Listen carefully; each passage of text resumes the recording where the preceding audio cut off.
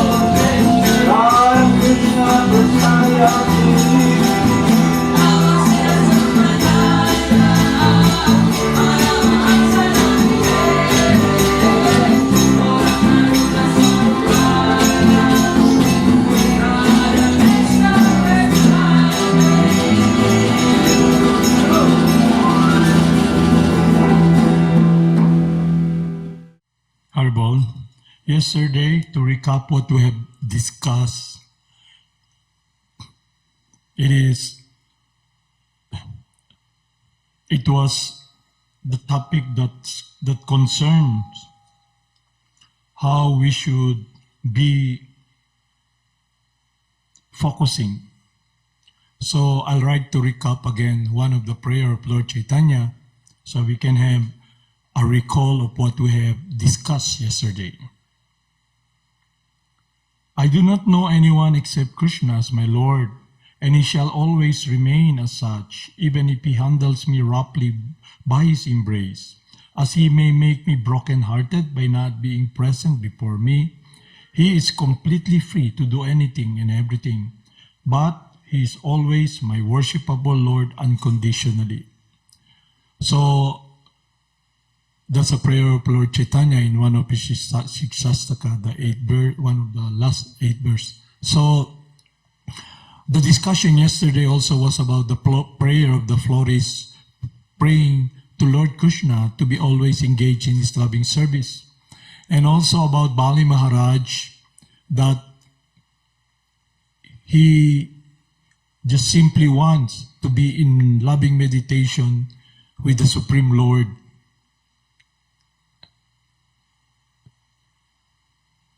Regardless of any situation. And when he was offered back all the wealth by the demigod Kubera, he's not interested. He's just simply praying to be engaged in loving meditation with the Supreme Person. So, I'd like to continue the discussion about hearing the glories of Lord Krishna with what we discussed last time in connection with reciting notable prayers. After this, we'll continue what we read last time. It is the prayer of the demigods to Lord Krishna.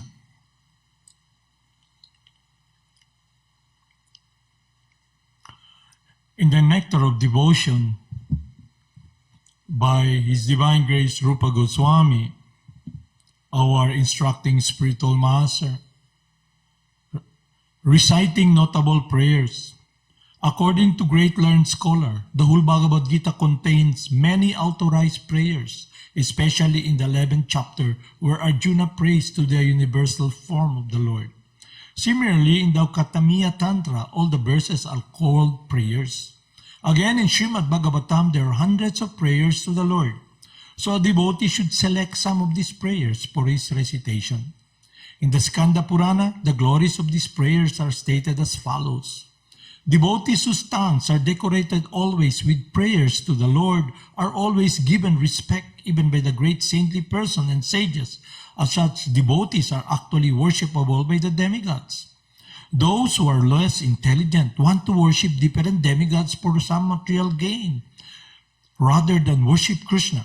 But here it's stated that a devotee who is always engaged in offering prayers to the Lord is worshipable even by the demigods themselves. The pure devotees have nothing to ask from any demigod. Rather, the demigods are anxious to offer prayers to the pure devotees. In the Nrsimha Purana, it's stated, any person who comes before the deity of Lord Krishna and begins to chant different prayers is immediately relieved from all reaction of simple activities and becomes eligible without any doubt to enter Vaikuntha. So let us continue the prayers of the demigods.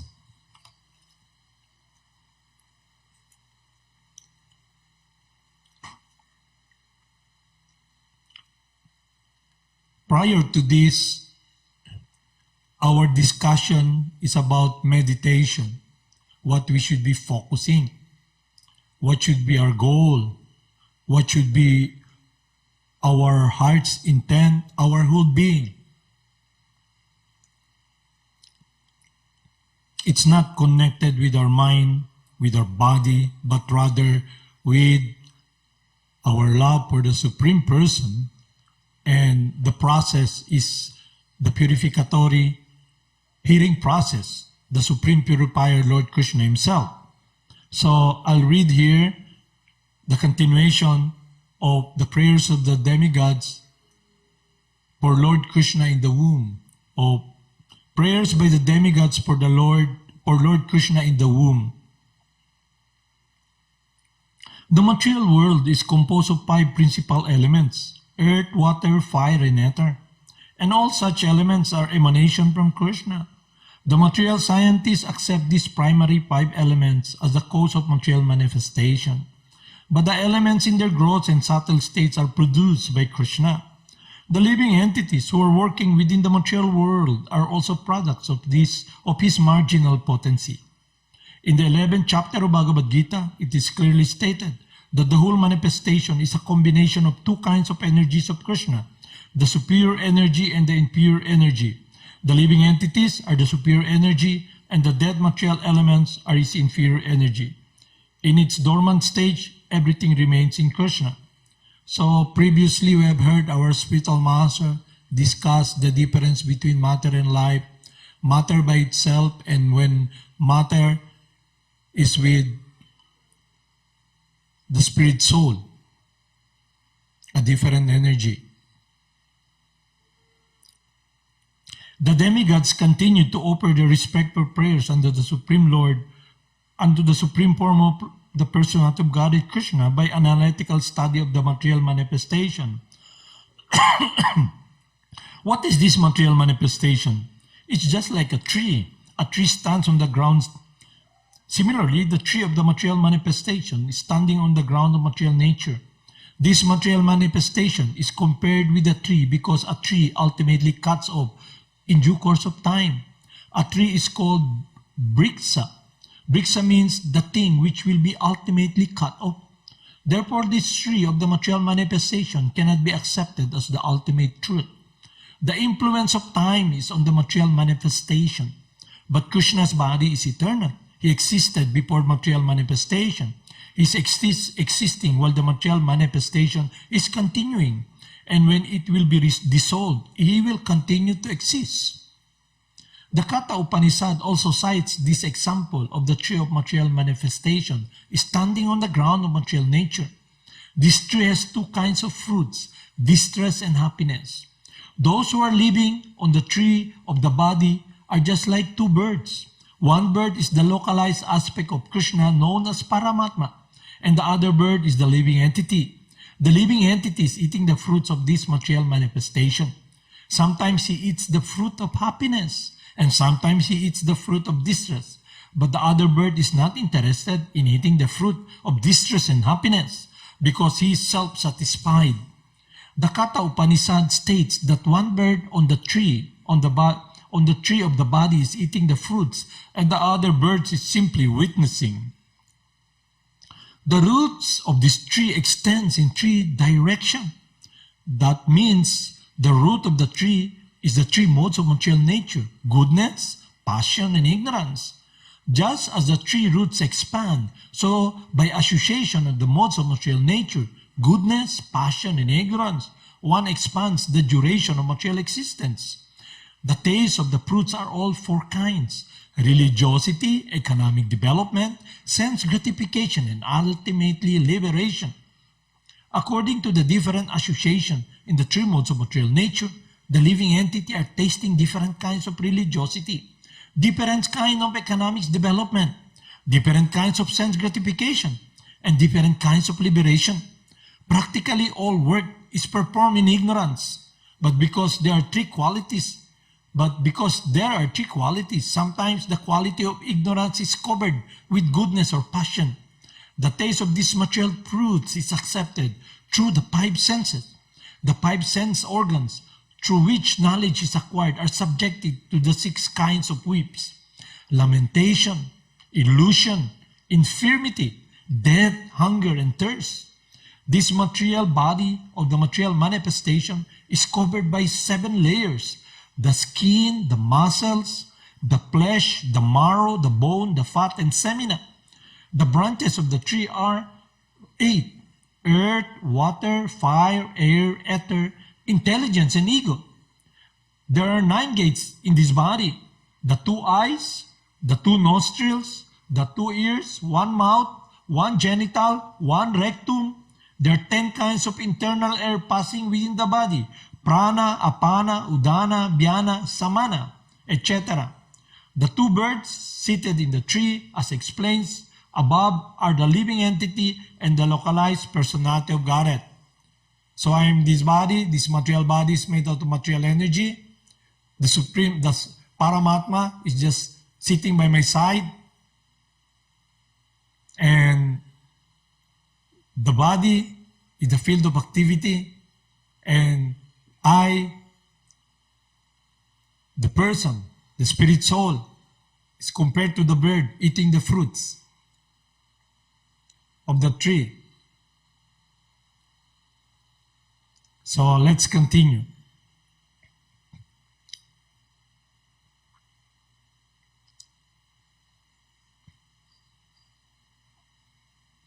The 2 birds seated in this tree are explained as above, are the living entity, me, and the localized Supreme Personality of Godhead, the Lord within the heart, Paramatma.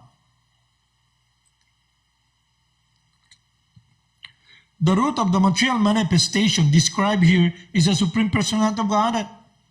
The Supreme Personality of Godhead expands himself and takes charge of the 3 qualities of material world. Vishnu take charge of the mode of goodness, Brahma take charge of the mode of passion, and Lord Shiva takes charge of the mode of ignorance. Brahma, by the modes of passion, creates this manifestation. Lord Vishnu maintains this manifestation by the mode of goodness, and Lord Shiva annihilates it by the mode of ignorance. The whole creation ultimately rests in the Supreme Lord. He is the cause of creation, maintenance, and dissolution. And when the whole manifestation is dissolved in subtle form as the energy of the Lord, it rests within the body of the Supreme Lord. At the present, the demigods prayed.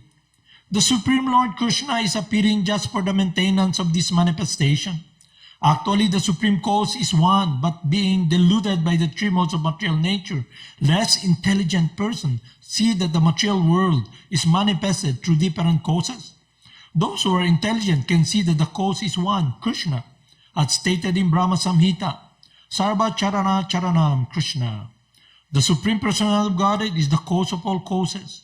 Brahma is the deputed energy for creation. Vishnu is the expansion of Krishna for the maintenance, and Lord Shiva is the expansion of Krishna for dissolution. Our dear Lord, the demigods prayed. It's very difficult to understand your eternal form of personality. People in general are unable to understand your actual form. Therefore, you are personally descending to exhibit your original eternal form. Somehow, people can understand the different incarnation of your Lordship, but they are puzzled to understand the eternal form of Krishna with 2 hands moving among human beings, exactly like one of them. This eternal form of your Lordship is ever increasing in transcendental pleasure for the devotees, but for the non-devotees, the form is very dangerous. As stated in Bhagavad Gita, Krishna is very pleasing to the sadhu. It is said, Paritranaya sadhunam. But this form is very dangerous for the demons because Krishna also descends to kill the demons. He is therefore simultaneously pleasing to the devotees and dangerous to the demons. Our dear Lotus Side, you are the source of pure goodness. There are many great sages who simply by samadhi or transcendental meditation upon your lotus feet and thus being absorbed in your thought have easily transformed the great ocean of nescience created by material nature to no more than the water on a cup hoop spring. The purpose of meditation is to focus the mind upon the personality of Godhead, beginning from his lotus feet. Simply by meditation on the lotus feet of Lord Krishna, great sages cross over the vast ocean of material existence without difficulty. Or self-illuminated one, the great saintly persons who have crossed over the ocean of nescience by the help of the transcendental boat of your lotus feet, have not taken away that boat. It's still lying on this side. The demigods are using a nice simile. If one takes a boat to cross over a river, the boat also goes with one to the other side of the river. So when one reaches the destination, how can the same boat be available to those who are still on the other side? To answer this difficulty, the demigod says in their prayer that the boat is not taken away. The devotees still remaining on the other side are able to pass over the ocean of material nature because the pure devotees do not take the boat with them when they cross over. When one simply approaches the boat, the whole ocean of material science is reduced to the size of a water in a cup hoop spring. Therefore, the devotees do not need to take a boat to the other side. They simply cross the ocean immediately because the great saintly persons are compassionate toward all conditioned souls. The boat is still lying at the lotus feet of the Lord. One can meditate upon his feet at any time, and by so doing, one can cross over the great ocean of material existence. Meditation means concentration upon the lotus feet of the Lord. Lotus feet indicates the Supreme Personality of Godhead. Those who are impersonalists do not recognize the lotus feet of the Lord, and therefore their objection of meditation is something impersonal. Their object of meditation is something impersonal. The demigods express their mature verdict that persons who are interested in meditating on something void or impersonal cannot cross over the ocean of nescience. Such persons are simply imagining that they have become liberated. O lotus-eyed Lord, their intelligence is contaminated because they fail to meditate upon the lotus feet of your Lordship. As a result of this neglectful activity, the impersonalists fall down again into the material way of conditional life. Although they may temporarily rise up to the point of impersonal realization, impersonalists, after undergoing severe austerities and penances, merge themselves into the Brahman effulgence or the impersonal Brahman existence. But their minds are not free from material contamination. They have simply tried to negate the material ways of thinking. That does not mean they have become liberated. Thus they fall down. In Bhagavad Gita, it stated that the impersonalist has to undergo great tribulation in realizing the ultimate goal. At the beginning of the Srimad Bhagavatam, it is also stated that without devotional service to the Supreme Personality of Godhead, one cannot achieve liberation from the bondage of fruitive activities. The statement of Lord Krsna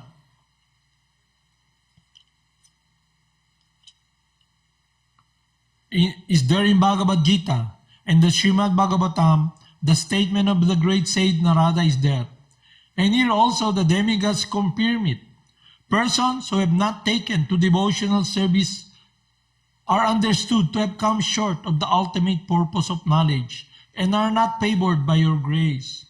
The impersonalists simply think that they are liberated, but actually they have no feeling for the personality of Godhead.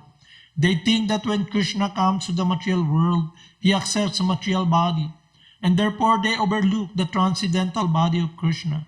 This is also confirmed in Bhagavad Gita. Abhajananti ma muda. In spite of conquering material loss and rising up to the point of liberation, the impersonalists fall down. If they are engaged in just knowing things for the sake of knowledge and do not take to devotional service of the Lord, they cannot achieve the desired result. Their achievement is the trouble they take, and that is all. It's clearly stated in Bhagavad Gita that to realize Brahman identification is not at all. In Bhagavad Gita that to realize Brahman identification is not all. Brahman identification may help one become joyful within the material, without material attachment or detachment, to achieve the platform of equanimity. But after this stage, one is to take to devotional service. When one takes to devotional service after being elevated to the platform of Brahman realization, he is then admitted to the spiritual kingdom for permanent residence in the association of the personality of Godhead. That is the result of devotional service. So we stop here. So we'll continue the remaining prayers of the demigods. So the conclusion is to achieve Closeness to the Supreme Person is to pure devotional service.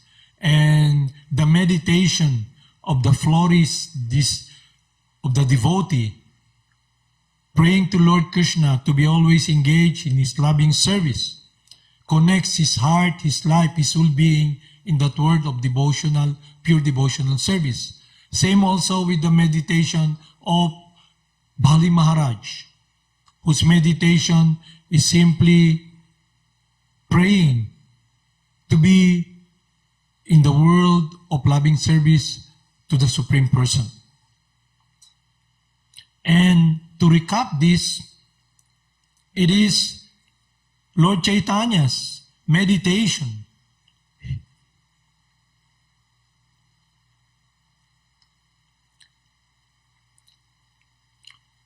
I do not know anyone except Krishna as my Lord, and he shall always remain as such, even if he handles me roughly by his embrace, or he may make me broken-hearted by not being present before me.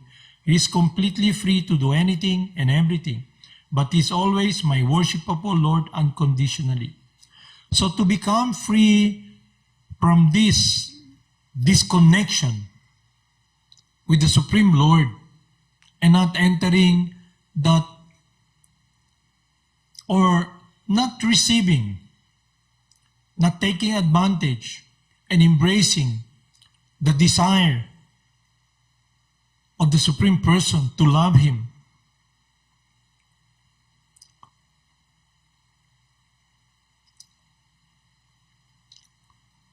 we can be with the Supreme Lord if we simply follow the process that will purify us from this material contamination. And what is that material contamination? Is material disease of the false ego. We've been so conditioned to think, to focus our meditation upon just ourselves, our own will. So now, we should listen to the mercy, to the desire of the Supreme Lord, that we love Him. And the easiest way is simply by following the instruction of His confidential loving servant. And as what we have heard previously, Hare Nama, Eba Kebalam, Kolowa Nasteba Gatiranyata. In this age of quarrel and confusion, there is no other alternative, there is no other alternative, there is no other alternative to achieve pure devotional service, to be connected with the Supreme Lord, except through the Supreme Lord Himself, His holy names, the Supreme Purifier. So we must follow this path and follow the path, the activities that Lord Chaitanya is doing and our spiritual master is engaging in, the chanting of the holy names. To become free from all these misgivings. To be able to connect our heart, our whole being with the desire of the confidential loving servant of the Supreme Person and the desire of Lord Krishna. We have free will. So, we may decide or not to follow this, or decide to follow this choice. Because we are individuals. Spirit, soul, we are person. God is also person.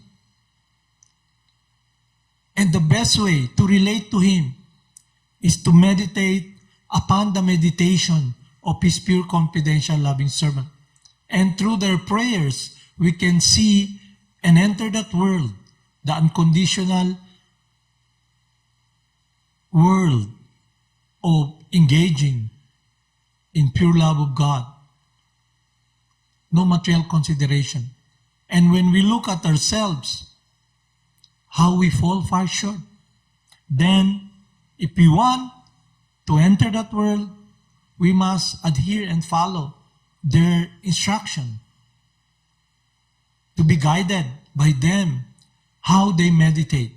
They meditate simply upon prayerful mood, to be engaged in the loving service of the Supreme Lord in any capacity, without any consideration, unconditional. So we look at ourselves, we always want something. That even in the practice of sadhana bhakti or devotional activities, it's all about what we can get. But we can see through their lives. In the prayer of Lord Chaitanya, to enter that world, we're given this opportunity now. So all what we do is follow the path of the saintly person, the demigods, and the pure loving servants of the Supreme Person. And praying that somewhere along the line, our lives will be pleasing to the Supreme Person. But no matter what, wherever we are, the lotus feet, or that connection with Lord Krsna, is always established when we follow the instruction of His confidential loving servant, our Gurudev.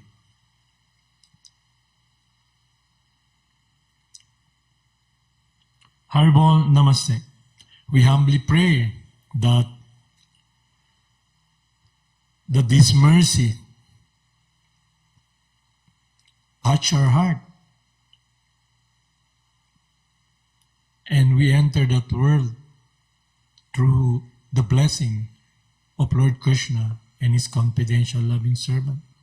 Although for so long we have turned our face away from Him, we have thrown away all that care and love, but still that love is always there, because the Supreme Lord is the cause of all causes, is the Lord of love.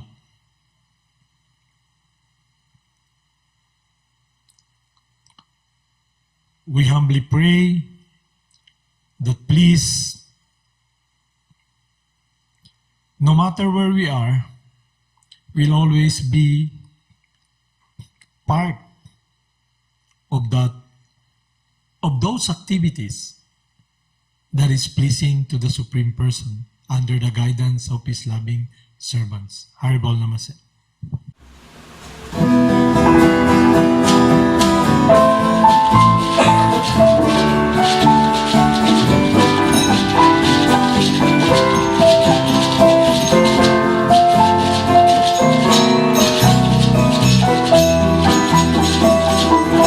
Namo Siddhaswarupananda, Paramahamsa Namaste,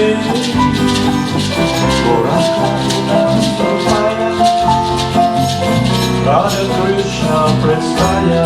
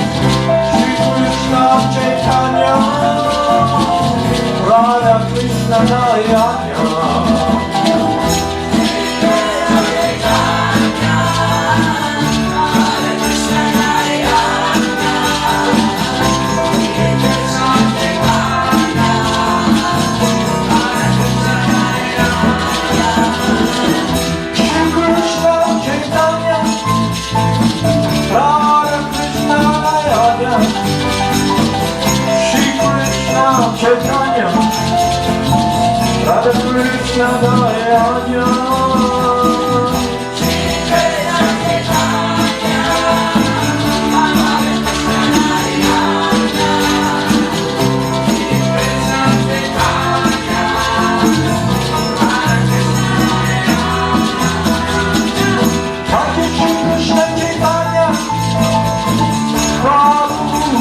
Nanda, Shiva Dvaita Dharara, Shiva Sakti Gurmata Vrita.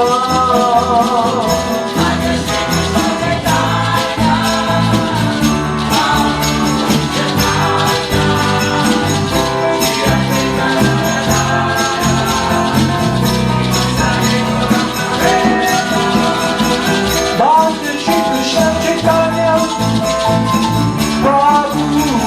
Nanda, Shiva Dvaita Dharara, Shiva Sakti Gurmata Vrita.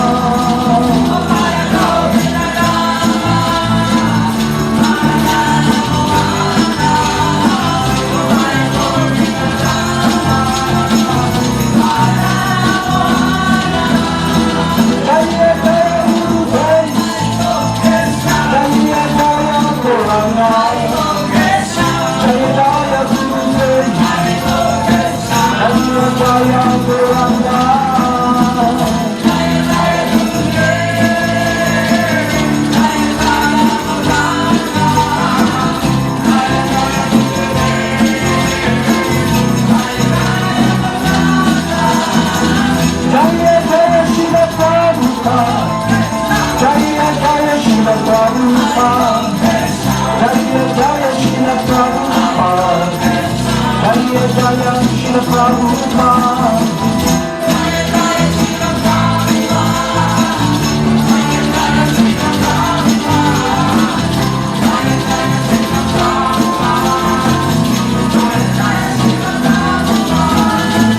Jaya Jaya Siddhaswarupananda Paramahamsa. Jaya Jaya Siddhaswarupananda Paramahamsa.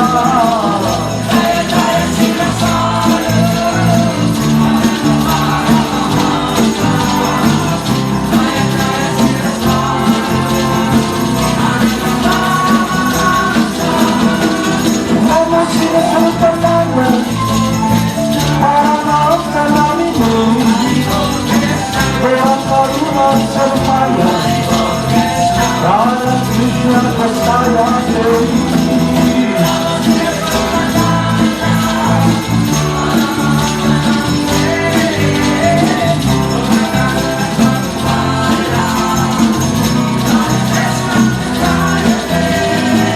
Jaya Jaya Gurudev, Jaya Jaya Gurudev, Jaya Jaya Shila Prabhupada, Jaya Jaya Shila Prabhupada.